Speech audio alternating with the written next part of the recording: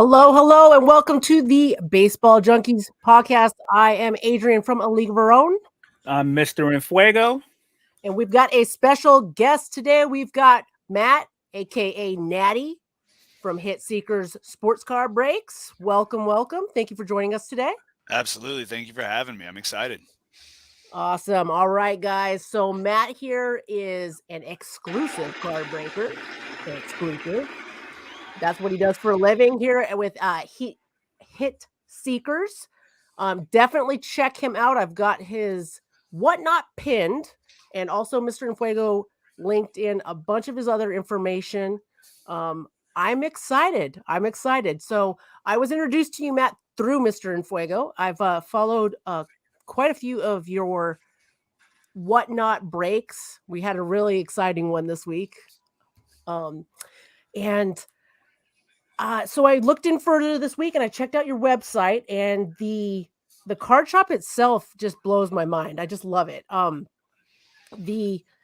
The atmosphere is different than any other card shop that I've been in, and I think that was kind of your guys' main goal. This is a card shop that you'll walk into, and it's got like a very sports-like atmosphere, I want to say. They serve beer. Kind of a big deal for me. They serve root beer for the kids. They've got a very user-friendly layout, if for lack of a better term. They cater to kids. You were telling me before we got started today that when school gets out around 2-3 o'clock, that place is just packed with kids, and it reminds me of like when I was growing up, like the arcade kind of feel, where you would go. There would be arcades to go to after school, kind of thing. Even local like stop and go shops would have that kind of feel. So, but what a fun thing to have. Like, if I'm a parent and my kids something to do after school, seems like a really safe, fun, friendly atmosphere. We've got a lot of questions for you today. You want to tell us a little bit about yourself, Matt? Anything else you want to add to my little intro there? Yeah, sure. So thanks for having me again. My name is Matt. They call me Natty. I've had that acronym since early 2006. It just sort of happened. It's weird being called Natty, living in Cincinnati. Everybody's like, "What? Are you a big-headed guy?" Like, no, it's just something that happened. I've been dealing with cards my entire life. From a very young age, I remember going to the comic book shop, collecting cards, getting Pokemon cards, saving my lunch money. I was that kid that would take my lunch money, not buy lunch at school, scavenge for food with my friends, and on Friday I'd take it to like the CVS or the Rite Aid or the whatever I could find, and I'd buy packs of basketball cards or baseball cards or whatever. That's how I that's how I got all of my that's how I got into collecting. I've been breaking for, I don't even know, what is it, 2022, 4 years now, something like that. And then now it's an actual career. It's something that I do every single day in some capacity, shape, or form. It's just a part of me.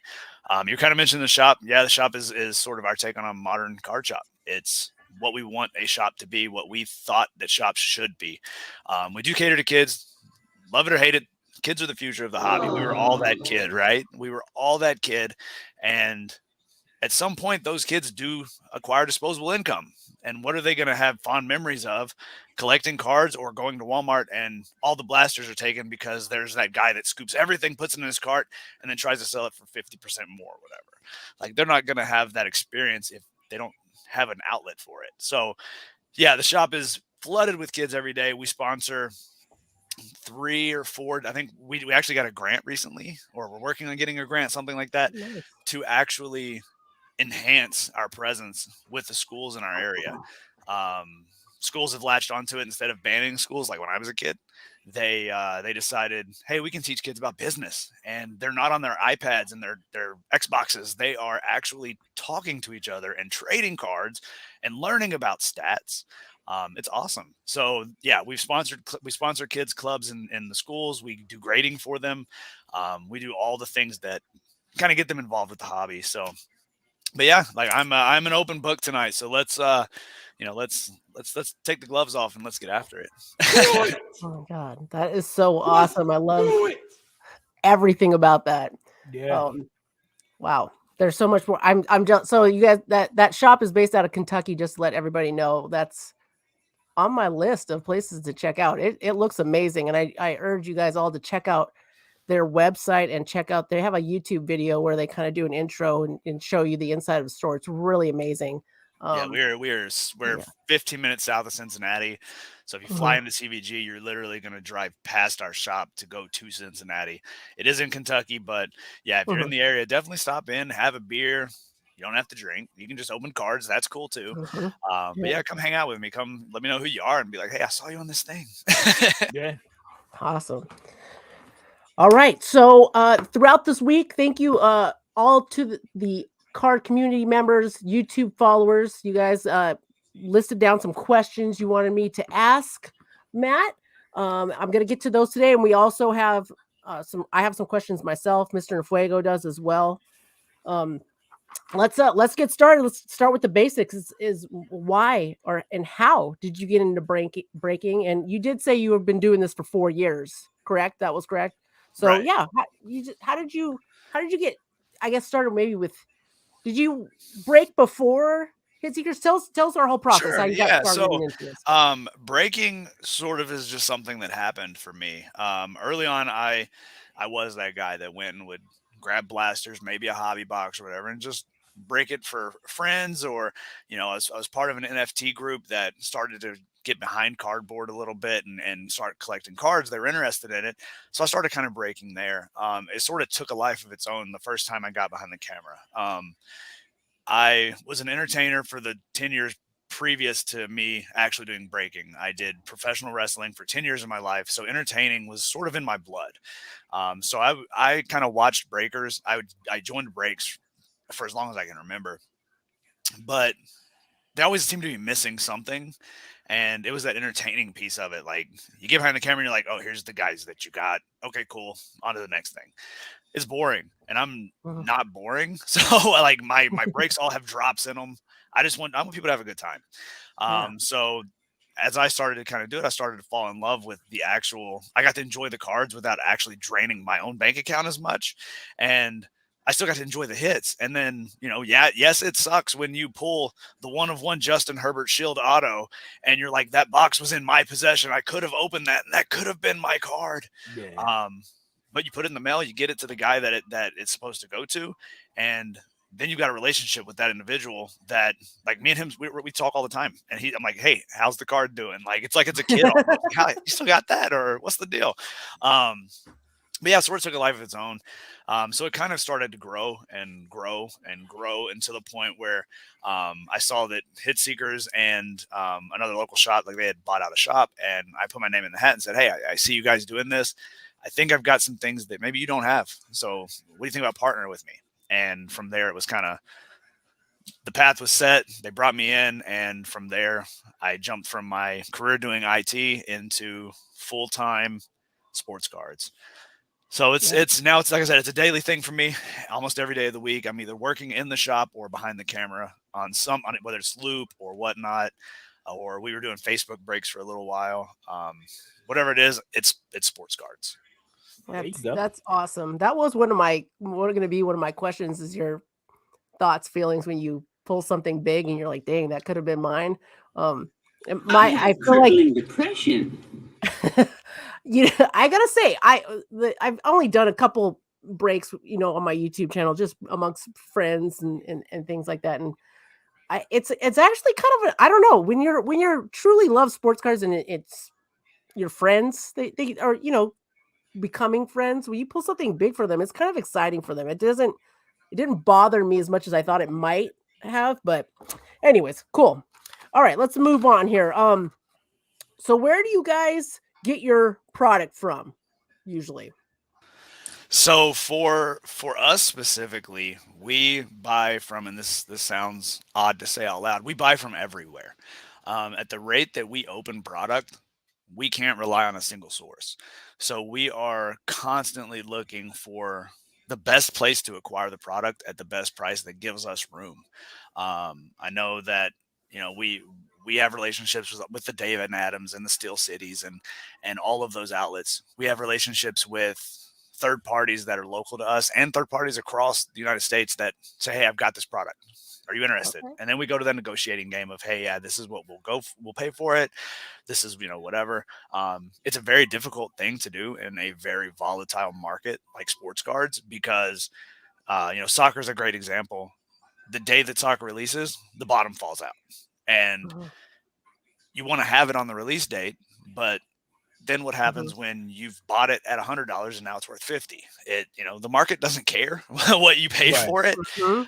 So it's a juggling act and trying to just, get what you can.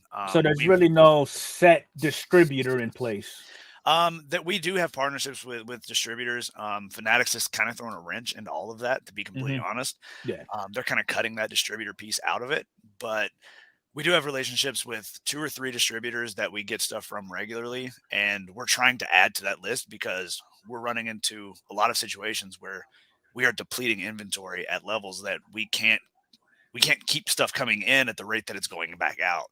Right. And it's a great problem to have, but there's nothing worse than when somebody comes in and says, hey, do you have any update? And it's like, yeah, we had 9 cases, but we don't have any right now. Sorry about that. Yeah.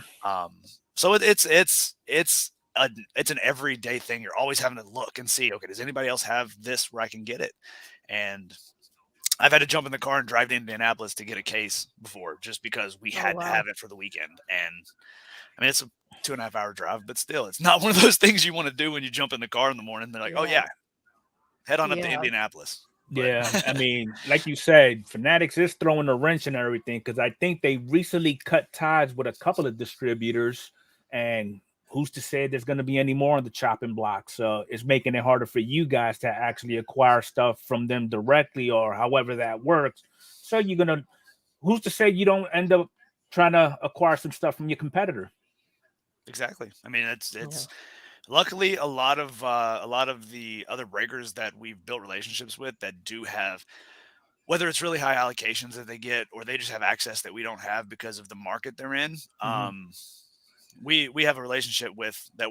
While we do compete with each other, we're hitting different spectrums. So they hook us up, we hook them up, and it's kind of a balancing act. But yeah, there's a lot of people that just aren't like that. I've dealt with them personally. So that's this hobby, as you continue to get further and further into it, you start to see that kind of dark underbelly that exists, and it's very interesting. It's very interesting. This is such a cutthroat. I'm just realizing how cutthroat this is. Like, I know how I'm just thinking like how I am. Like when a new product comes out, I want it right now. Like I want my breaker or whoever. I want it right now. So yeah, you gotta be like, I gotta make sure I have this right now, or she's gonna go somewhere else. So he's gonna go somewhere else. Gosh. All right. Do you have a favorite product? So my collecting habits are across all sports. It's a very expensive problem to have. My favorite product, it might be Bowman Chrome. I really like Bowman Sterling too. It's something about the parallels that Topps uses that sets it apart to me. Like I love a lot of Panini products. If you ask me what my favorite football product is, it's probably Optic Football. My son loves Select Football. He's 9, and that's his thing. He loves Select just because it's a high rookie hit. With baseball, it's either I like the Bowman aspect of it a little bit more than say the standard majors variations of those. I like the prospecting behind it. Doesn't mean I'm going to get rich today, but I love the idea that in 5 years, I'm going to open up a box and be like, oh, wow, yeah, I have this one. This is awesome. I forgot about it. And then next thing you know, you're selling it for a couple grand. But yeah, that is a very hard question when you open up as many products as I do. Yeah. I would love to be like, oh yeah, man, I love ripping Flawless and I love ripping National Treasures and Definitive and all these products. But something about that kind of middling tier is it's kind of hard to target. Yeah. This is my go-to. Right. Yeah, I get it. Yeah. Yeah. I mean, I've got every brand and some slab format. I was working on a sub earlier today that I'm going through and I'm like, how do I put this into the paperwork? Because I like to keep everything together, but I've got Bowman and I've got Topps Chrome and then I've got Mosaic football, then I've got Select football, and there's Topps Chrome soccer. And it's Yeah. like, oh no, there's so many things. Yeah. I wasn't expecting you to say a baseball product either. Like, you don't have to say that just because it's a baseball channel. Absolutely not. I That think was awesome, though. I think one of the reasons that I do that if you would have asked me maybe a couple years ago, it may not have been Bowman, Mhm. but baseball has become, and I'm sure this is going to be one of the questions down the line, but baseball is much more affordable than football or basketball is. Yes. But it doesn't make it less valuable than the other ones. So there's still that high hit potential, but it's something about the price point. But then when you look at the parallels, you're like, man, these parallels are stunning. These, they add a lot in. So then it's kind of, okay, we have too many. But when you start looking at the aqua lavas and the atomics, just the way that they refract, they're just different. There's something about them that when you pull them, you're like, oh, this is gorgeous. This is amazing. And that's the issue that I'm seeing from a hobby standpoint. Everybody looks at they go to their football, they go to their basketball, and they throw these ridiculous 5 figures on it, like this is what this is going for. But then you got this superfractor Khalil Watson, it's going for 1,500. Right. If I remember correctly, baseball is probably by far the biggest sport today, but it's not as, I guess, entertaining as football and basketball. So people tend to gravitate towards more of the more contact-driven sports. Yeah, I mean that's kind of the feel that from the behind the camera aspect of it. You see the hype that surrounds football and the hype that surrounds basketball kind of set them apart from baseball. But when it comes to what products do we move the most of, it's baseball. It's hands down baseball. Whether you've got all the different price points that can satiate whatever it is you're looking for. Whether you want something on the lower end of the price point, but you just want to get that satisfaction. I mean, you've got your heritage, you've got those products that can you hit massive cards in it? Yes, I hit the one of one Julio Rodriguez from Heritage. Like, there are massive cards that exist in those products. But if you're that guy that's like, hey, I kind of want to flex, I've got $3,000 I'm going to drop on a box, you can go for Definitive. You can go for Transcendent. You can go for those monster products. They exist. But it's something more for everybody. But then you see football dropping Select, and it's $1,600 a box out of the gate. I don't know a lot of people that just have $1,600. I'm just going to drop this on a chance on this hobby box. Right. Like, it's just something about it. It's unsettling to a degree, but it's also the game that we play. I've dropped more than I'd like to admit on certain products, but we all do. We all have. I'm attesting to that. But that's another thing too. From a breaker standpoint, the breaker's definition of a hit is different than what I would pull on a regular video. Like, for example, here I am, I'm busting open a hobby box of Update. I can pull a numbered card, 25, a J Rod out of 25 auto. Okay. I'm losing my mind over here. You'll have somebody who does it for a living. Okay, yeah, we got this J Rod auto out of 25, but look, we got this 101 of somebody I've never heard of before, and they're glorifying that one.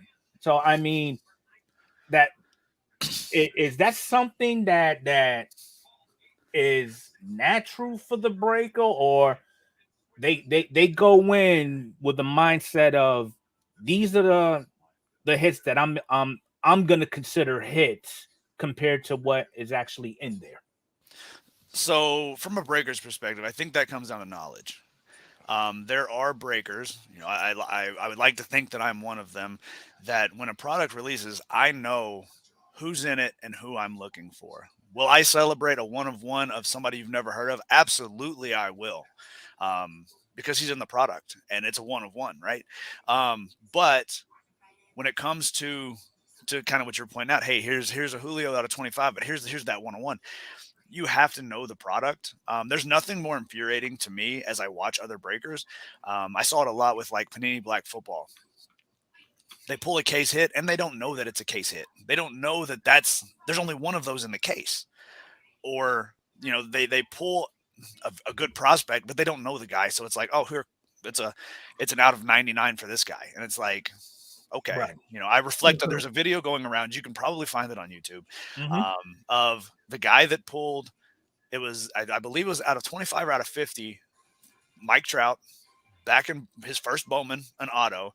And he's literally like, oh, it's Mike Trout. I don't remember if this guy's good or not. I've heard it. Maybe I saw him in another product. And it's like, you pull that card today, you're flipping tables and you're like going over and strangling your neighbor. Like, you got to see this. Like, Yeah.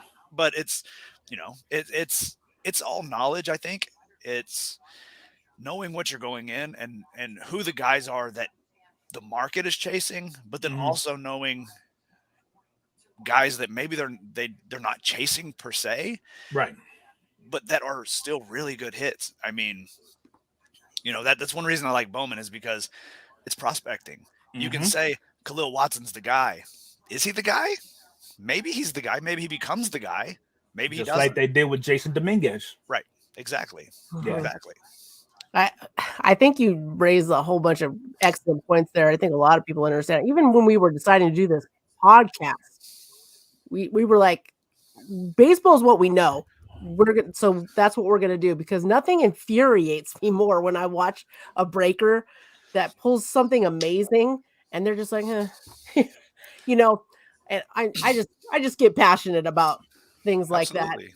So I think it's important for people to know, like, if you're, you know, we got a lot of people in here that have card channels where they're opening things. You go on. I think the easiest, best thing you can do before you open almost anything, if you don't already know a lot about it, is to go like on Cardboard Connection, something like that, and familiarize yourself with the product. Get to know what you're looking for, the different parallels and stuff like that. And also maybe a couple videos to if you're not familiar with the sport, who the top rookies are, or who the exciting players are, because there's nothing that gets me to click off a channel faster is when somebody pulls something amazing and they're just like, they don't know what they're talking about. I don't know. That's what we're all here, because we love cards and we're passionate about it. And I love seeing that passion when something amazing is pulled. So anyways, moving on here. Oh, well, with that in mind, next question. What's the best card you ever pulled? This is a community question. You know, as a breaker, Which 1-of-1 did you like most, man, Natty? Yeah. All right. Well, aka 1-of-1. So hold up. I'll give it to you.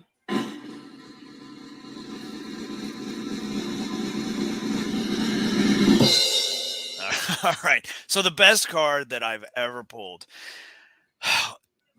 Oh man, I thought I was gonna be able to be like, bam, there it is. I'd say that I would have to say that it is a really, really close tie between the Justin Herbert Select Shield 1-of-1 patch auto from 2020 Select Rookie Shield, huge card. The only bigger one in the set in my mind is the Joe Burrow, but you know, that was one that came out of nowhere. It's on my TikTok. It's like, I still remember that day because I was shaking for like hours after that pull. I was like stressing out. I don't have a one touch for this thing. What do I do? Like, how am I going to ship this? But then a month or two ago, I pulled the Honus Wagner from Tier 1, the cut auto 1-of-1. I remember that. And that one shook me. Like, there's only been 2 times in my breaking career that I've had to drop the card and back up. And with the Wagner, I ran out of the room. Like, I ran out of the room screaming, like, oh my God, are you kidding me? You know, I don't want to say I'm numb to when someone going to pull a cool hit. Like, I'm always going to celebrate it. But those are the only 2 that I've actually like had to lay the card down because I physically couldn't hold it anymore because of how massive it was. And then, the Julio Rodriguez most recently is up there because one of the most recent ones that I've done. Pulling the Julio Rodriguez 101. I didn't even realize it was a 101 because it was out of Heritage. It was gold, but the other parallel's kind of gold too. So I was like, it's a Julio. Let's go. And when I flipped it, it's a 101. And I'm like, hold on a minute. Oh, whoa. And the guy's like, hey, I paid $100 for a box, and now I'm sitting on a couple bands. But I'd say the Wagner or the Herbert probably really close there on my list. So with those you just mentioned, are those deemed your biggest hits from a breaker standpoint or from a collector standpoint, and what make them so valuable in your mind? I would say a little bit of both. The Wagner was pulled right there as the hype surrounding like the mantle and those being sold for multiple millions of dollars. So when that was pulled, I had a really big room. It was on loop. And when we pulled it, everybody was losing their mind. So I'm kind of sitting back after the fact and I'm watching the chat kind of just celebrate it. I've got guys making this man cash offers in the chat. I'll give you 25 grand for it right now. I'll give you 45 grand for it right now. And the guy's like, hold on, guys. No, I'm not doing that. Yeah. The Herbert was big from, I think, it was more of a market-driven big pull for me. I'm not personally a collector of Justin Herbert. Do I think he's a really good quarterback? Yes. I think he's a phenomenal quarterback, and I think he's going to be in the league for years to come. I think it's going to be the Burrow versus Herbert show, much like it was Manning versus Brady. But I was so enamored with Joe Burrow at that point that the Herbert was awesome. But if it was Joe Burrow, that would hands down, that's my favorite pull I've ever had. But the Wagner was just kind of special, just kind of the way it played out. The guy was trying to trade the whole NL Central for just the Angels before the break started. And I'm like, brother, I don't know that you should do that, but you do what you want to do. And the guy's like, nah, I'm not going to do it. Right. So we hit an out of 25 Mike Trout in that break. And I'm like, oh my God, he should have done it. Yeah. It was the last card of the whole break was the Wagner. And he really didn't hit anything in the rest earlier part of the break. So when we pulled it for him, it was a celebration for him because, hey, it just made up for the whole break. The whole break just paid off for you. But also, it was like, this is a piece of history. Wagner, it is. Being illiterate, he only has so many signatures that are deemed as authentic signatures of his. It's a little bit different than a sticker auto of Justin Herbert. And most of them are in Cooperstown, yeah. Right. So it's like, this is a piece of history. Like, this is a piece of paper that he signed. It's not a sticker. It's not, he didn't get 10 million sheets of paper that he signed. Right. This is authentic. And I think that's what set it apart because it was so cool to me to say, like, I touched that card. That card was, how many of those are going to exist in the world? Like, I know it's a 1 of 1, so that card is a 1 of 1, but how many actual Wagner autos will be in the wild? Yeah, touche. I mean, same example. Last week you held a jumbo case break. You pulled the 101 Donnie Drysdale. Okay. Then the hype was there, but I was there too. I mean, how do you compare Drysdale to Hannes Wagner? Right. I mean, Hannes Wagner, he was what, in the first Hall of Fame class in 1935?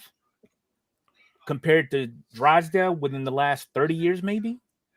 So, I mean, both are history and both are awesome. I think the Drysdale was kind of cool the way it played out, if we're being honest. Right. Guys like, hey, I want to be in this. And he gets gifted the theme, and then all of a sudden he's walking home with a cut auto of Drysdale. And it's like, well, bud. That's stuff like that doesn't happen every day. But I mean, it's all the hobby. The hobby has a very weird and very real surrealness to it. I mean, I had showed you guys the 1 of 1 Jamar Chase that I've got in my collection from Donruss. The way that played out was wild to me as on the other end of the camera. That's my favorite pull that I've had just because of the way it played out.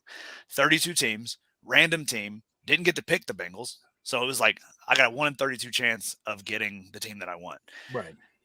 The number I normally take for a random was taken, so I took another number. And just so happens it hits the Bengals. The whole break, I get nothing. And then all of a sudden, the last pack, last 3 packs, I don't even remember, your white whale comes out. Was the one of one Jamar. I didn't even think about the Jamar. I joined the break for Burrow, and then the Jamar comes out, and I'm like losing my mind. Yeah, and it was like, okay, I've got a one of one. It cost me like $40. Like, let's go. Like, the hobby it's weird the way that it plays out. It's the karma, the good karma and stuff. Karma it's is crazy. very real. If you don't believe in card karma, hang around a little bit longer. I'm sure you will. Yep, For definitely. Reals. For reals. All right. So, all right. Now these questions, we're getting into some business now. Let's go.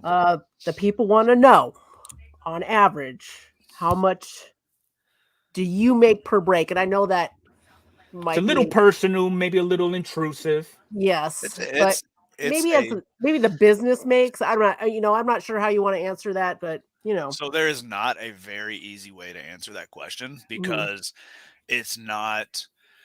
I would love to be able to tell you, hey, every break I make 30%. But that's not true. It's just simply not true. It depends on the product that you're breaking and where you acquired the product. If I could say, hey, I'm getting everything on allocations, my price is fantastic. I make this much, but that's not true because, like I said earlier, we buy from everywhere. So our kind of flatlined cost is very different than somebody who maybe just sells what they get allocated, whether that's one box or whether it's 50 boxes. So that number fluctuates, and the market doesn't generally care about what you paid for the product. So if the product is worth $300 and that's what everybody is selling it for, and I bought it for $350, the market doesn't care that I paid $50 more. When it comes to breaking, there are additional things. I see breakers all the time saying, well, I'm going to add an entertaining charge to my break because I'm going to entertain you for an hour. Oh my God, I'm going to do that from now on. You're going to get an entertainment piece. There's a shipping piece to it. When you look at it and you say, hey, this box is worth, this case is worth $1,000. Why are you selling it for $1,100? Well, there's a shipping cost that goes into that. And if I sell 30 spots, I've got to pay at least probably $5 per person to ship, plus all the supplies that we use. Supplies aren't cheap. I mean, in 2020, you couldn't even find supplies. If you had top loaders, you're the gold standard at that point. Yeah. But so it's a very loaded question because there's a lot of little charges you don't think about when you're thinking like, hey, how much did we make on that?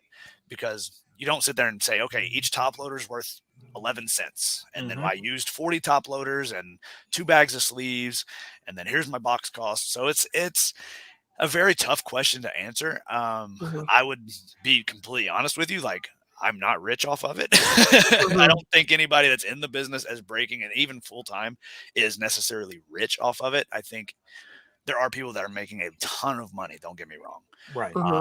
But it's something you've got to be persistent at, and you've got to build those relationships that let you get it for a better price, so that when you look at it and say the market doesn't care what you paid for it, this is what it's worth, it leans more in your favor than it does when it gets falling out from the bottom of you. So it's a really hard one to answer that I don't have a numeric value or even a percentage to throw out there. Yeah, because I know certain companies, how they make their money, and I'll use Whatnot for example. Whether I buy one product or I buy 100 products, I'm paying a shipping charge for all, however many products that I buy. Why not just pay the one flat fee? It's all coming to the same place. But in a perfect world, that would be nice. But realistically, that's their way of making their money, I guess. Works for them. That's a very real difference between Loop and Whatnot. A lot of people, Loop doesn't have as much of a social media presence as say Whatnot does. They don't have your backyard breakers that are posting a million videos every day and getting that publicity. So it's a lot more of a personal feel to it. It's a smaller community. But you don't pay that. You don't pay that on that platform. You don't pay a shipping charge at all. If you see that a box is $100 a box, you're going to pay $100 and then whatever the tax is for your state or wherever you're at. So that's a big difference that I've seen. And as I've jumped into both of those platforms, it's one of the things that is constantly in my face because I deal with both sides. Makes perfect sense. That could be how they make their bankrolls too. Yeah. True. Okay, so now we're gonna kind of get into like the whole hobby shop side of things. So, well, the next question has to do. This question, I'm repeating for somebody in the community, but I kind of feel with the way the hobby is right now. I feel like we're on the downhill right now. You know, obviously 2020 and 2021 was, just freak of nature per se. And an awesome thing because it brought a lot of people back into the hobby, and we've got a lot of awesome people in the community here. But someone's asking, is the card hobby going to keep rising? And they mean by the cost of packs, the cost of, or do you think the cost of packs, boxes are going to keep rising? Do you think cards are going to be affordable, like for kids and people that don't have a lot of disposable income for something like this? I do. I really do. I think, like you said, 2020 was wild. The hobby exploded. Nobody could plan for it. You saw PSA shut down for like 16 months because they couldn't handle the influx. Mhm. I do think that the hobby will hit a point where things become a little bit more back to earth.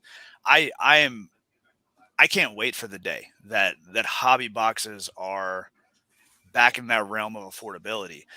Whether that's an optic football box for $600 instead of 1,100, or a Topps Chrome box for a couple hundred instead of six. Like it's. I can't wait for that, and I think that is one of the things that I at least am assuming will be handled quite well by Fanatics, because the hobby itself, at least in my eyes, and kind of seeing some numbers and things, um, that's kind of driven by the distributors who may or may not be doing the hobby a service by the way that they've handled things. Uh, an example, they get 100,000 cases of a product. Maybe they only allocate 40,000 of those cases to the hobby shops. So they give the hobby shop a fantastic price. You get a $600 box for $200. Awesome. But that leaves 60,000 cases that they're holding back and they're watching the market on. And then if I want to buy another box from them, it's market price. Yeah. So is that helping? Because if I buy it for market price, in order for me to make any money, I've got to raise the price on it now. And it's a dance that's not a very fun one. I think that Fanatics kind of cutting that out from under and cutting that middleman out and handling the straight to hobby program that I've kind of heard mentioned over and over, I think that leads to a price reduction on the cost of hobby boxes. Now, do I think the cost of the cards is going to drop? That's hard to say, because it's very much like stock market, and the Supply and economy's demand. Yeah. exactly. And the economy is not in the best place right now. Mhm. And usually when the economy falls, the first thing that gets cut from your budget is the things you Hobbies. splurge on, whether that's hobbies or collectibles, whatever it is, whether it's Mhm. sports cards or Beanie Babies or whatever. You kind of cut those things out, Yeah. but you always come back to it. You always come back to the thing that floods that nostalgia and the things that you like. So yeah, I really do think we get to a point. I mean, you've already seen it with retail. I think the cost of retail, 2020 retail box hits the shelf, you're paying $30 for it. You can't find it unless you want to pay $130. I And do miss those $20 mega boxes. dude, Yeah. I used to love being able to walk into Walmart and know, hey, I kind of want to rip something today. I'm just going to grab me a mega. I'm going to grab me a blaster. Not this thought when I walk in and there's 10 blasters. I don't even like the idea that my brain goes into, I've got to buy all of these, because if I don't, I may not see them again. And like, that's not the way that I like to collect. Like my kids, they want something. I've got it. Well, bud, you ain't going to find it around here. Like, because you got those individuals that would go from collecting to just flat out hoarding. Exactly. So I do think it becomes more affordable. I think it becomes a hobby again. I can't wait for that day. I mean, that's something we try to do in our shop is allow a price point that's affordable for children, because they are the future of the hobby. If I didn't collect cards as a kid, I would not be in the hobby right now. I would be But doing at the something same else. time, I know the shop's got to look out for the shop. Right. Because at the end of the day, if you're still looking out for somebody, eventually you're going to be out of business. You're right. So you're right. Yeah, it makes perfect sense. just having like I'm having like flashbacks of trying to go to the store and like buy cards and like the guy in front of me or something like that grabbing everything, and I was just like, gosh, dude, yeah, it's just sad. I had a guy that was trying to sell me, like he was messaging me on Facebook Messenger because I'd messaged him like weeks before if he had anything, and he's 3 feet from me, doesn't know it's me, and he's trying to sell me the things that he has in his cart that he hasn't paid for yet, and I'm like, is this really what we've become? I used to love that. People would post the stuff on the shelves in the store. Holding like, it up. Hey, anybody want to buy? And I'm like, are you, dude, how ghetto is that? Oh. All right. How about card shop buying do's and don'ts in the hobby?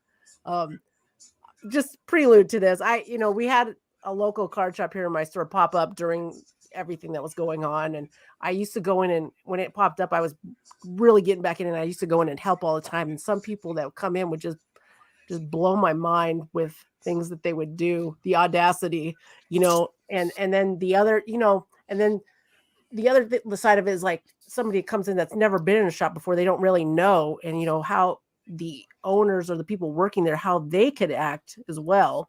So anyways, What are your thoughts on that?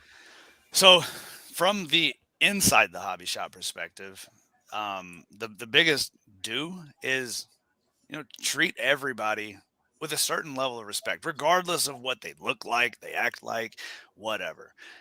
The hobby's for everybody, and everything that you have in your shop, somebody collects. That product would not be created if there wasn't somebody that collected that product.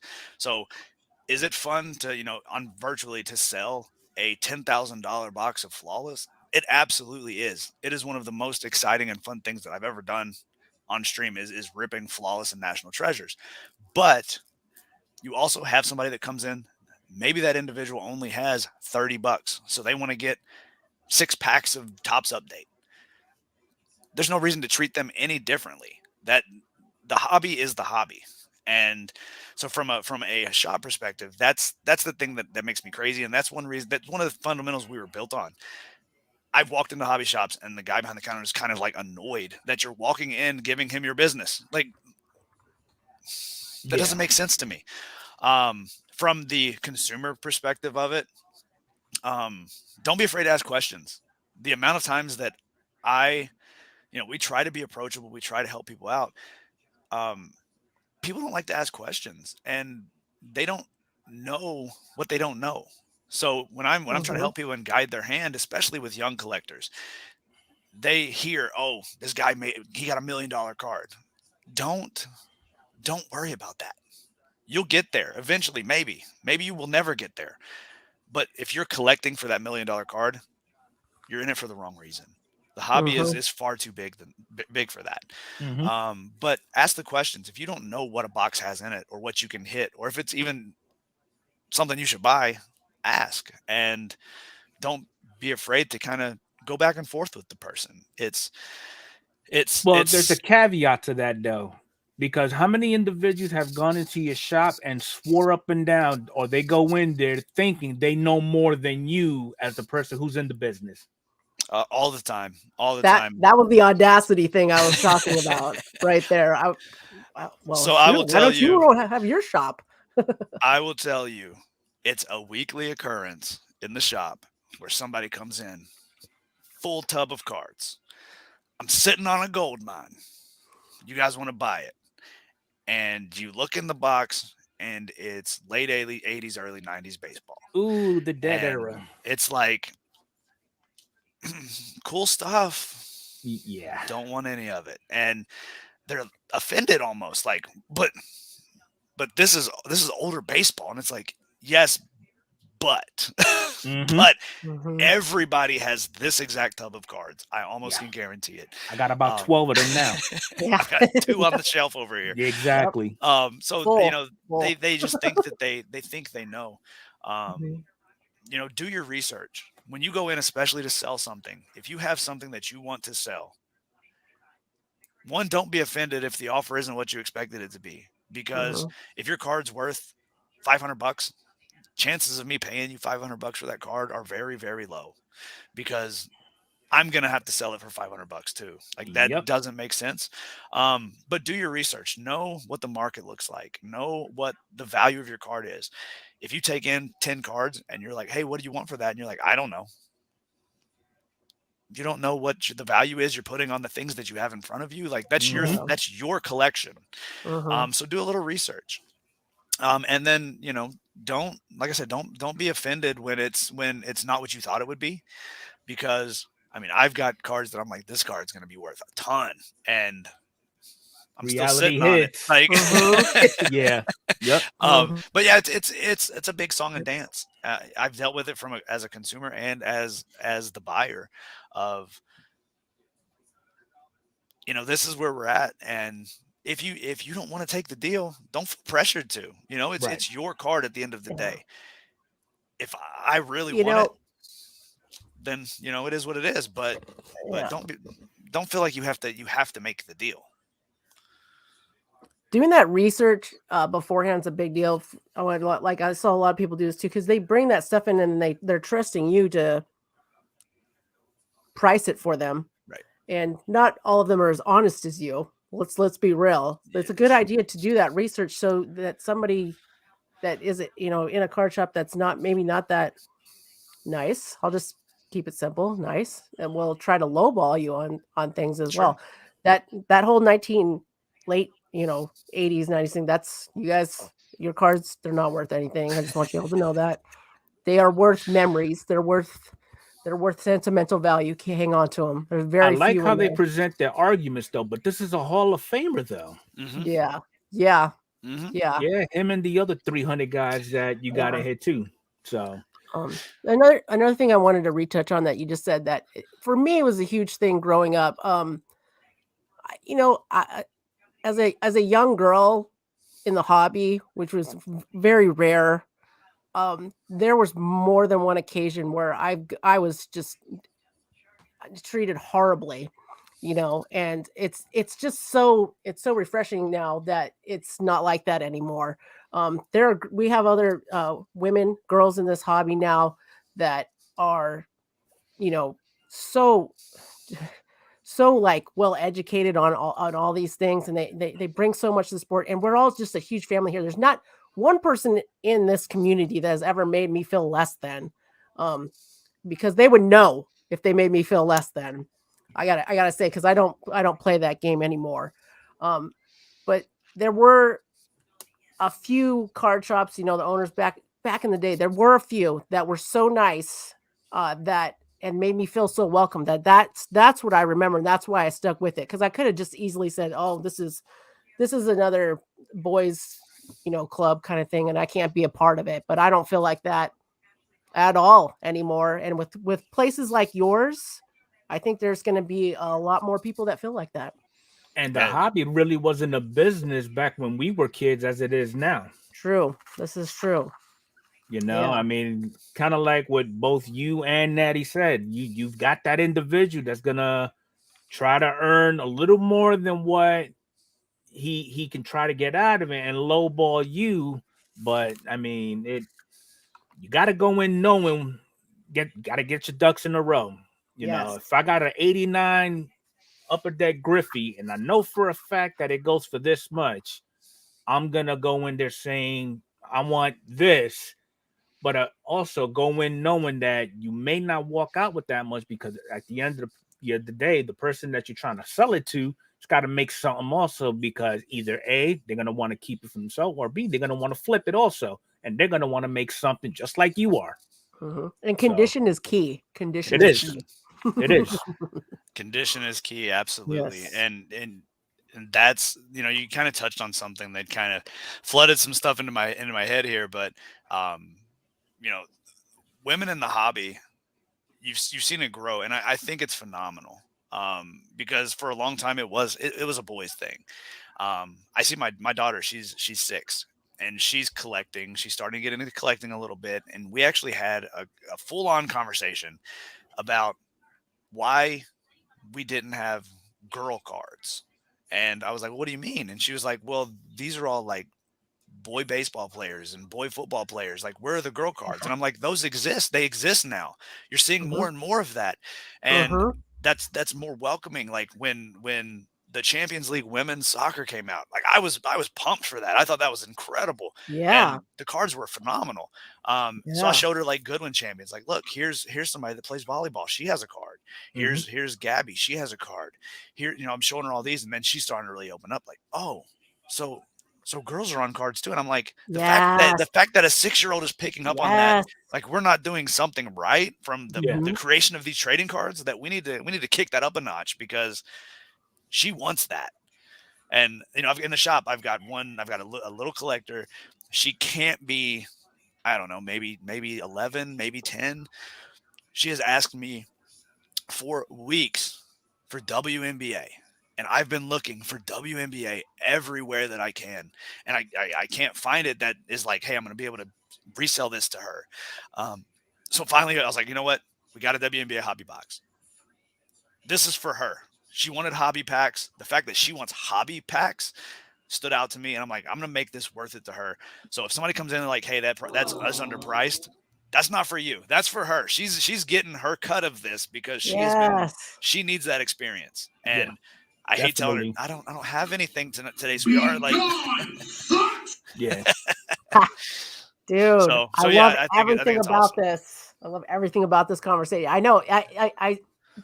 We just recently, I was talking to Mr. Fuego about Topps Archives came out, and there's a couple of the women baseball like coaches in it that autographed some cards. I want to say Alyssa from the San Francisco Giants, one of the coaches, and then Rachel, I can't remember their last names, but from the New York Yankees, is actually Tarpons manager.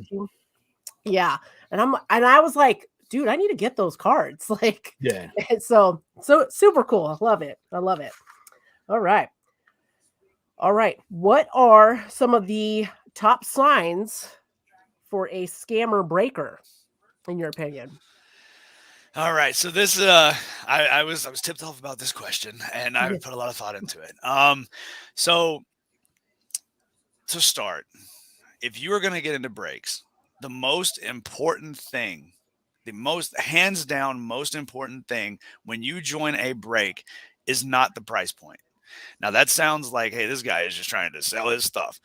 The most important thing when you're joining a break is trust. You have to trust the person that's opening your product. If you don't trust them, do not join the break. I don't care if it's free. Like, it's not worth it. Right. So get that out of the way. Trust is key. You got to know that you trust them to ship you the stuff correctly. You trust them to ship you what you hit. You trust them with your money. Like, all of these things are trust driven, and there's no other way to do it. It has to go on trust, because you pay somebody, friends and family, they disappear. I mean, you saw it with the Mark's card scandal with the PSA grading. You've seen it with a few other people as well. You go on YouTube, you can find all kinds of videos. You have to trust. You have to have that level of trust. You don't trust them, avoid them. The top signs, I would like to say that the first one is knowledge. If they don't know what they're breaking, they probably aren't. That's a bad sign. But with the influx of breakers that exist today, I don't know that that's a sign of a scammer per se. I think that's just somebody that's trying to make some money, and there's nothing wrong with that. So when it comes to like signs of that, or something that could really tip you off when you first join the room or you first watch their video, the best scammer's not going to have a call. They're not going to have a sign that lets you know they're a scammer. But in my mind, it's a zero tolerance. Right.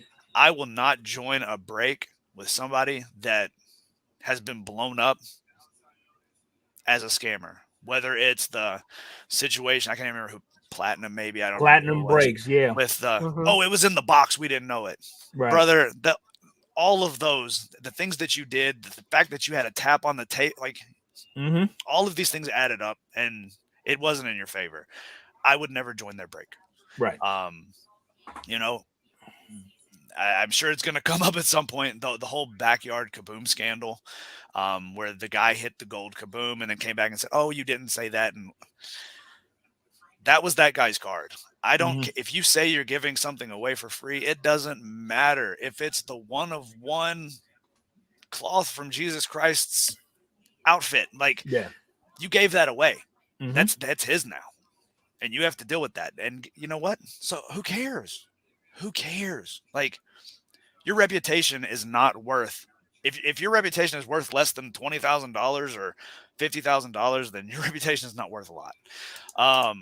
So I don't know that you're going to be able to tell a scammer just by watching it, but if you have a question about it, don't join it at first. Just watch, like check it out.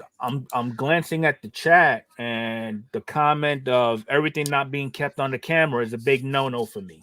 Absolutely. That is huge. And I like how Leighton does it. They got like 3 different cameras from 3 different angles going on. Now, is that a bit excessive? Yeah, maybe.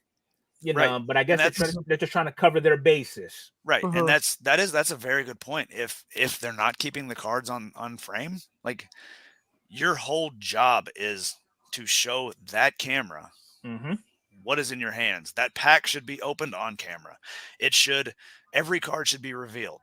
Like, at no point should those cards or that pack come off the table unless they've already been shown. If I show you the card and then I'm struggling with the sleeve, all right, that's fine. You've already seen the cards. You know what it is. Right. But the box, I know with like Loop, I'll do it where you still see the full outside. Like, if I'm opening a Hit Parade product or Luminaries or something like that, I'll open it in reverse so that you don't see the card before I'm ready for you to see it. But if it was to go anywhere besides that box, you would see it from the outside of the box. So it stays on the camera, in front of the camera the whole time. If I pulled that box to the side and was like, here's what you got, like, that's fishy. Like, that's probably a good sign that you probably shouldn't join that person's break. Right. Keeping them on camera is key. If you want to be a breaker, this is going to sound weird. If you want to be a breaker and you are going to break anything of any volume, it's going to hurt. Like, your body will hurt because you have to train yourself to hold things in not the most comfortable situation, body figure or whatever. Right. Like, last night, like, I was on for about 9 hours last night streaming, and like, my elbows hurt. Like, it was a weird thing. Like, I'm like, man, my elbows are hurting today. What's going on? But you get like weird pains, but that's because you have to keep it on camera. That's a good one. That's one I actually didn't think of, but that's just like second nature at this point. For I've been in it long enough that it's got to stay there. I try to keep the hits on the camera all the time. When I did the jumbo case break, I can't keep 2,500 cards on the camera at all times. Right. But the pack that was being highlighted, every single thing was being shown. Does it take time to do that? Yes. But you buy into that break and you're buying every card, you want to know what you hit. So, so what you're saying is there's zero room for error. A lot. I mean, I wouldn't say zero, because mistakes will happen, and that won't necessarily make you a scammer. Right. But that's where it comes to trust. You have to trust that individual. One of the videos that to me was that I always reflect on. There was a video, I don't remember the guy. He was opening something. I don't remember what it was, but in his camera shot, you could see the window, and he opened a product, and then everything was hidden. You had to knock at the door. Yeah. Alleged knock at the door. I know what you're talking about. And you could see there was nobody at the door. Like, you could see the reflection. He didn't go anywhere. You hear the pack getting opened next to it, and then all of a sudden it's back. Oh, yeah. Here's what we got. And then within an hour, an amazing booklet's on the dude's eBay. Like, that's sketch. Yeah. I would not join that guy's breaks. Okay. Oh my God, for a number of reasons. What an idiot. Yeah, I remember watching that and I'm like, are you joking right now? Oh my gosh. So we're at just under an hour real quick. And before I forget, because remember, I did 2 tours in the 4th grade. Since we got into the whole thing of breaking, and we talked about this a little bit before we even went live. So can you walk us through the whole planning preparation and execution of a break as far as pricing those teams? Let's just say you already got the said product already in mind. What is used to actually figure out, okay, I'm going to price this team at this much, but then this team not so much? So that is something that is incredibly difficult. It takes a lot of time. You think about, hey, I'm just gonna open the box. This is the price of the product. It is what it is. I think that's why you see a lot of people that just go with random team. They know what price they have to hit, and they can say 30 teams at this price. Let's go, and Right. they're fine. I like the pick your team, the pick your division. I like those better because you get to call your shot. So I'll give you a perfect example. Um, Last night on Loop, I had the idea Thursday night. I was going into Friday that I wanted to do Prism World Cup soccer and National Treasure soccer together in one break as a pick your country. So I went on to there's a very good resource that you use for that, group break checklist, and they will tell you all of the hits that each team, each country, each player can hit. So I had to printed those off. I printed off the country sheet for both products, the card count totals for both products, and then I sat down and I had to first off check off which teams are in this product and which teams are only in this product, and then okay, that those are eliminated. Which ones are in both? Once I kind of got the baseline there, then it was like, okay, how many hits are total? Okay, that's easy enough. There's a numeric value. I can see that France has this many hits and England has this many potential hits. Okay. Then it gets tricky because then you have to determine the market perception for each of those teams or countries or whatever it is. So that's when you have to start doing individual card research for the biggest chasers from those teams or countries. So you look up, okay, Kylian Mbappe, how much is his cards going for? What should maybe a percentage value be associated to France for this total box price based on what his cards can go for? Okay, there's for him. Now, what about the next guy on the list? What about Ronaldo? What about Messi? And you start kind of chipping away at that. So once you determine the baseline, and then you can kind of look at the market and say, okay, the players are worth this much. Because if you go into the break and you pay for the Mariners and Right. you hit a 1-of-1 Julio Rodriguez, or you hit an auto of Julio Rodriguez and your spot's not paid for, that pricing wasn't very accurate. Right. It's not easy to do. And luckily, with the way the hobby is right now, as it's grown, as it's exploded, you've had more breakers, you've had more breaks, more people joining breaks. It makes it a little easier because then you can use reference points from people that maybe got it before you did. You can see where they priced it. And then all you have to do is kind of go backwards and say, I don't like where they priced this team because this team doesn't have anybody to chase. Why is it the 19th highest? Let me knock that one down and move this one around. And it just becomes a whole song and dance to get done. But it is a lot of work to actually. It is, because determine. it's like every break that I have seen baseball only, the last teams to actually get sold out are your Rockies, your D-backs, maybe your Rangers, sometimes the Giants, and that's in any product across the board.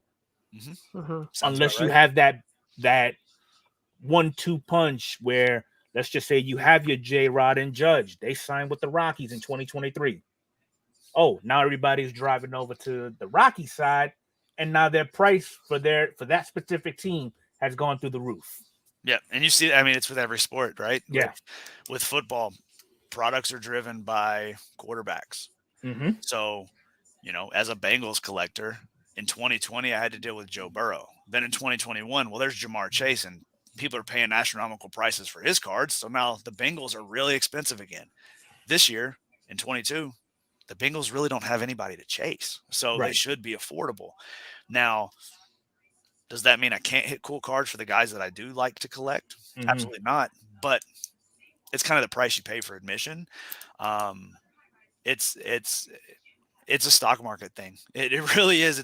Sports cars are so similar to the stock market that it's almost scary. Except instead of investing in gold or silver or oil or technology, you're investing into a specific person or a team or whatever. Cardboard, no actuality. Right. And you're hedging. You're putting your money, especially when you buy singles or you're, I always tell the younger collectors that come in, like, hey, invest some into the goats. Don't just only chase the new shiny. Don't just chase Mac Jones. Don't just chase Julio. Don't just Yeah. chase the new hotness. Go get your Peyton Mannings or Go your get those Brady's. guys. Right. Go back, get you a couple Jeters. If you can afford a Jeter rookie, grab a good one and Yeah. hold on to it. These guys are proven. They're, if Jeter tears his ACL, it's not going to hurt his legacy.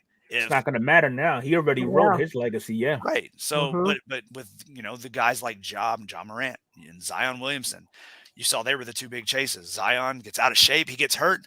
Yeah. His stock market plummets. Joe Burrow, same thing. Huge hype, gets hurt, market goes down. Right. You're investing in a person, and that's where it becomes really tricky. Now I'm assuming, because I know I've seen you do it also during a break, I know that there is no solidity in those prices either for those teams that you got if it's a pick your team. Because I know, and there's other breakers that done it too. They'll actually package teams, some of the lower tier teams, and I like how you did it this last break, yeah, I'm pairing these teams up, if you, in all actuality, you're paying for team A, and in reality, you're getting teams B and maybe sometimes team C for free for the most part. Right. Yeah. And that's a, that becomes a necessity. Right.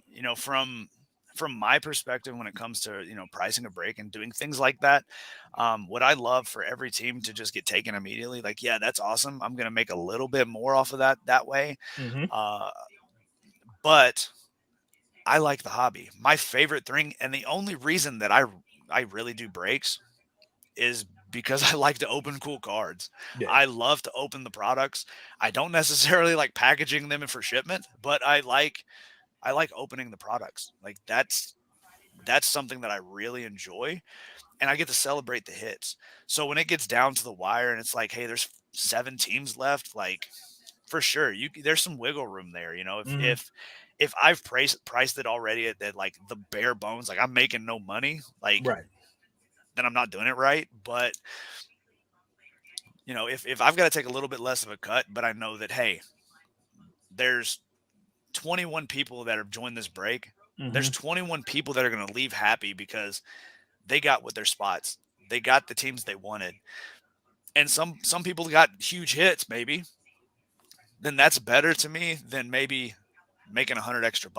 Like it's a whole, like, it's a balancing act at the end of the day. And there have been times where, I would try to price it as cheap as possible, just because, I don't want to be that guy. I don't want to be that guy that's like, hey, I'm charging for the moon for this. You want it. It is what it is. I'm not going to be that jerk that's screaming at you to take the team and I hate you if you don't. But at the end of the day, if it doesn't feel and I'm that close to my bare bones, like, we just refund it and we move on. We get your money back and we'll try again later. And that's happened before. There's nothing wrong with that, but it's not a good feeling for you or me in that situation. So if you had the keys to the city and you had an opportunity to sit any up and coming breaker, what would be some good advice for them going forward into trying to get into breaks? So we are hiring breakers, trying to hire more breakers left and right, because we can't cover the clock like we want to. So if you're in the Cincinnati area and you're interested in breaking, come see me. Nice. But first and foremost is learn about card care, because card care is way more important when you're breaking than it is when you're opening your own box. If I buy the box and I drop the hit and it damages the corner, guess who that's on? That's on me. I screwed up. If you buy it and I drop the corner, it's on me. And so that's something as card care and being able to handle the cards correctly. It's not a very difficult thing to do. Anybody can sit behind a camera and open cards. Just treat it like it's your own. Treating them like they're your own, our shop, I've bought from breakers. I'm not going to mention them, but I've bought from breakers and I've gotten my package in the mail, and I would have, like, I think thought I had it right here around me. I had It was nothing crazy. It was like a Lawrence Taylor from like 21 Mosaic, numbered to 8. Didn't even have a sleeve on it. Like, are you serious right now? Like, you couldn't put that in a penny sleeve in a top loader? Like, Wow. don't be shy with your supplies. Like, if emotional damage. it is. I mean, I was furious, and like, Yeah. I contacted him. I'm like, dude, this is unacceptable. Like, I'm sorry. Like, this is one of the autos that it came in a sleeve. It was like, okay, it's only Sam Ellinger, nothing crazy, but it's an autograph, and you just sleeved it. Like, Yeah. why would you not put in a top loader? Like, it's an autograph. I don't care if it's not the biggest guy in the product, but so learn about card care, and if you're wanting to do it on your own, understand that it's not easy.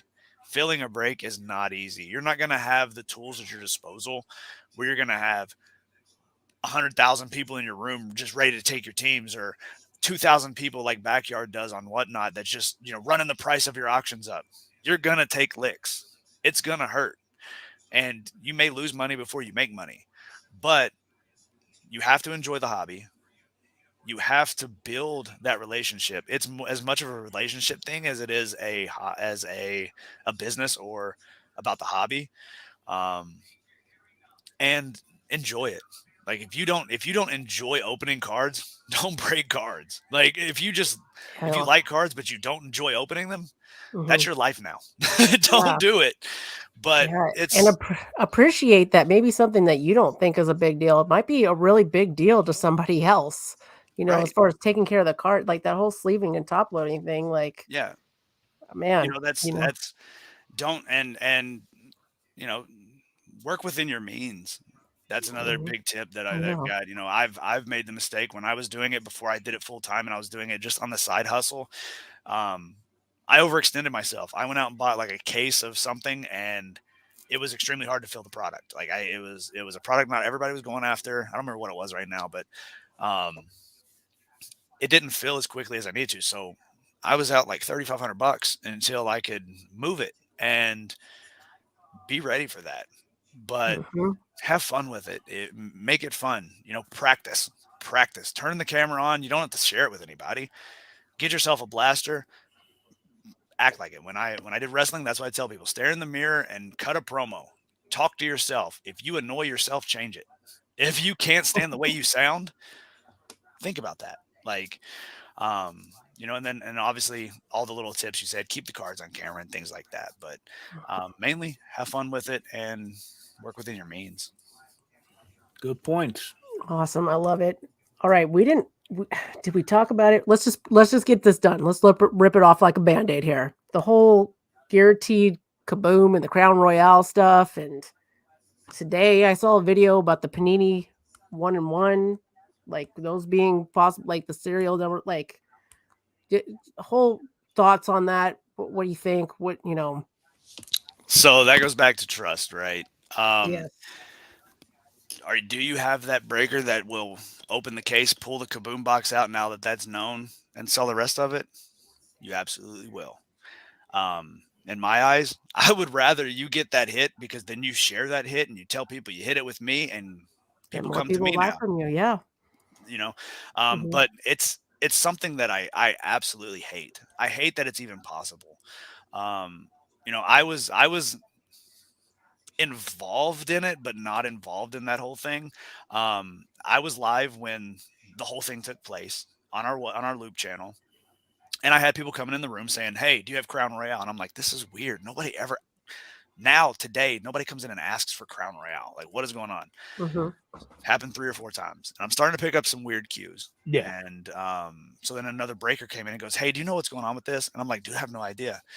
So then one of the people in the chat was like, "Oh, here's what's going on. This is what's happening." And I'm like, "Are you serious?" And he's like, "Yeah." I'm like, so I started digging and doing some research. Well, LMS, who is one of the breakers on Loop, they were the ones that ended up getting hit. And the thing about the whole situation that pissed me off more than anything else was that it wasn't a consumer that did it to them. It was another breaker. Another breaker did that to them, and they share the platform. Hey, yo, what the like that's on, like, as a consumer, don't do that. If you know that's the case, like, Okay, Yeah. whatever. If you go to the hobby shop and you want to look at the serial numbers and try to find it, like, whatever.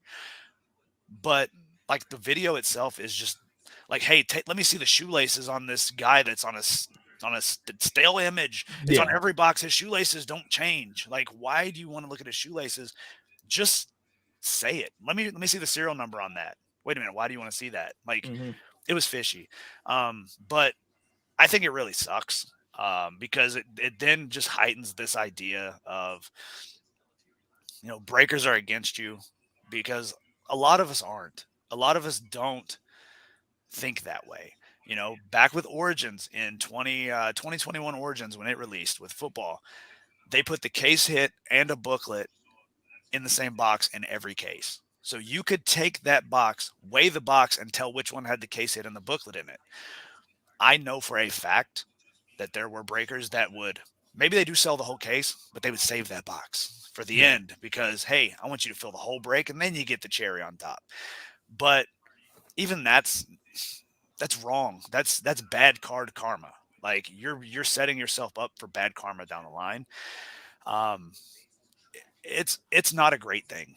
Um, I don't like that it's a possibility because I would rather it be random than for you to be able to pull that out based on a number.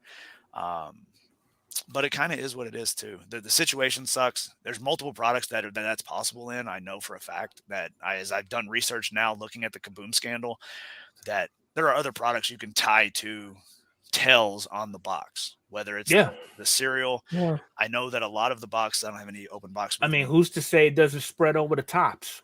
Right. Tops. I mean, if Panini being in a weird spot right now with Tops being acquired by Fanatics, is this a way to keep themselves relevant? Like, no, that product was released before the acquisition, so I think it's something they've always done because it helps them know where those boxes are at and make sure that there's one in each case. Like, right. How else can you determine if it's a case hit? The way they produce these cards, like that makes sense. But I should not be able to look at a full case of boxes and say that's the one. Yeah. That's the case hit because of this thing they put on there. So I wish they didn't do that, but because at first it started out with a little like Sharpie marker on one of the silver packs or whatever packs they had. Then that was from Bowman somehow, Sterling, right? Huh? That was from Bowman Sterling, right? Yeah. The red marker to show it, but it's inside the box, so you can't see it unless you've already opened the box. Right. But yeah. And now you're going to basing those hits off of a sequential serial number. Number one, who is leaking these serial numbers out too? Why would you associate the serial number to a certain hit and not keep that under lock and key? Exactly. It's because it's not like there's so much of that getting open that somebody was sitting there watching and like figured it out. I mean, possible, I guess, but it's not a super. Yeah, that's. I don't see somebody getting 10 cases of it and then inspecting each of those and going, nope, no hitting that one, no hitting that. Like, because you would think the common sense thing is going back to backyard. They empty out the bank on a particular product. It's almost guaranteed that they're going to get what they're looking for because they just dumped a metric boatload of cash into that product. But if you just got Joe Schmo who drops $300 on one hobby, has the opportunity to pick that hobby based off of, I don't know, the saran wrap is vertical versus horizontal. I want that one, and boom, there goes the kaboom. Yeah. Right. I mean, there's a lot of weird superstitions as you do breaking. I personally, if the saran wrap's not super tight, like I'm like, hey, that's the one. If the box is damaged, I know that didn't happen at the factory. That one's got something in it. There's everybody else is avoiding it, not me. Or if like the Panini logo is coming off their head and looks like a unicorn horn, hey, that's the unicorn box. Those aren't really tails. It's just like weird superstitions. Yeah. But when you get as granular, like, let me see those numbers. That's when it's like, that's a little bit too much, man. Like, because the thing that sucked about it was they opened a new case of the Kaboom, or for the Kaboom chase, and the guy looked at the boxes and eliminated them hit the kaboom. Now that breaker has, I think it's a 20-box case, 19 boxes that they're going to have a struggle to move because there's nothing left to chase. Yeah. Because one of their counterparts that share an app with them that also breaks, instead of messaging them and saying, hey, do you know about this? Took advantage of the situation. Capitalized on it. Yeah. Awesome. All right. Well, I've got one last question for you. I hope you still have time. I know we're a little bit over. Just what are your thoughts on the future of the hobby? Just, you know, I want to end on a good note here. I feel like you guys have a great company, great organization. What do you think about the future? I think that the future of the hobby is a little bit like the past of the hobby. I don't think the hobby's going anywhere. I think that, you know, you can look all the way back to the mantle era when they dumped cases into the river, and now there's a bunch of mantles in the bottom of a river somewhere. The hobby was alive. It's grown, and I think 2020 was fantastic for the hobby. It sucked as a hobbyist to not be able to do the things that I've always done, whether that's grade cards or find cards or whatever, but it brought in a whole new era of collector. As working in the hobby shop, I can really pinpoint very different styles of collecting that exist now that didn't exist in years past, which I love. I love the fact that there are people that collect cards and view them as art. That is what they view them as. That's incredible. There are people that still collect sets, and that's awesome. And then you have your investors that are investing in players and looking at it as an investment opportunity, and that's awesome. So it's grown in terms of the ways that you collect, and I don't think that slows down. I think that the generation, you know, your call it 25 to maybe your 60-year-olds that used to collect, that just came back into the hobby because of 2020. They were sitting at home. People weren't able to go anywhere, so they fell into cards again. It brought back a passion in so many people that I think that continues on. People will fall off. Prices will come back to earth a little bit. But I think that the hobby continues to grow. And as long as we continue grooming collectors and allowing them into the space, the hobby's not going anywhere. You know, I love that my 9-year-old collects. It's awesome to me that he has certain players that he collects. You know, I coached a youth football team, and the last day of our tournament, I took a stack of cards. They weren't anything crazy. It was just some cards that I had. They were all football. I laid them on the table, and I said, here, boys, have at it. You guys trade, pick the ones you want. These are you. It was a huddle, and they were going through cards, pulling out guys that they liked. And that's where I start clicking like, oh, wait a minute. He was looking for a very specific guy in that stack, and it wasn't the guy that everybody wants. It was a specific player that he likes. So that, you know, that's going to continue on. I think I'm maybe in the minority. I think Fanatics taking on Topps may actually be good for the hobby. Putting it all into one roof, cutting the distributors out who have been kind of playing bad with the hobby shops. I think it's going to be good for the hobby, and it's kind of fresh. It's a little fresh for what's going to happen. Things are changing. But I think that the hobby continues, and now you're seeing athletes. You're seeing, I saw a graphic that I think it was like the Buccaneers and Packers game last year. They're playing, and on the Jumbotron, they showed the rookie card values for Tom Brady and Aaron Rodgers. Wow. So it's becoming on the main stage and in people's faces. So I know that somebody in that crowd looked up and went, hold on a minute. You mean a Tom Brady rookie card's worth that much? I'm going to go get my guy today. And maybe in 20 years, I'm sitting on that much. So, you know, I love the hobby, whether it's Pokemon cards, whether it's sports cards, whether it's your off the wall random thing. I love that they all live in the same space, and there's something for everyone, regardless of price, regardless of sport, regardless of manufacturer. I think that's just incredible. And as long as we allow the hobby to be the hobby, I think that it stays for years and years and years to come and only gets better. Awesome. I love it. I love it. Mr. Fuego, you have anything else you want to ask? No, All I want to ask is let the people know what Hit Seekers got going on coming up, Natty. Yeah. All right, so we are getting into the fun part of the year with Black Friday and holiday and stuff like that. So we are trying to plan some big things, whether it's in shop or on our virtual platforms. So, if you haven't downloaded Loop, if you haven't downloaded Whatnot, feel free to do so. I think Loop is still giving like $20 free. I think I'm not 100% on that, but I think if you sign up for Loop, you get $20 free to spend with somebody. So that's cool. Get yourself a pack or something. But we're planning some big things for both of those apps and in our store to kind of go along with Black Friday. The World Cup's out, so we're trying to come up with a cool event for the World Cup. So we really do some themed things.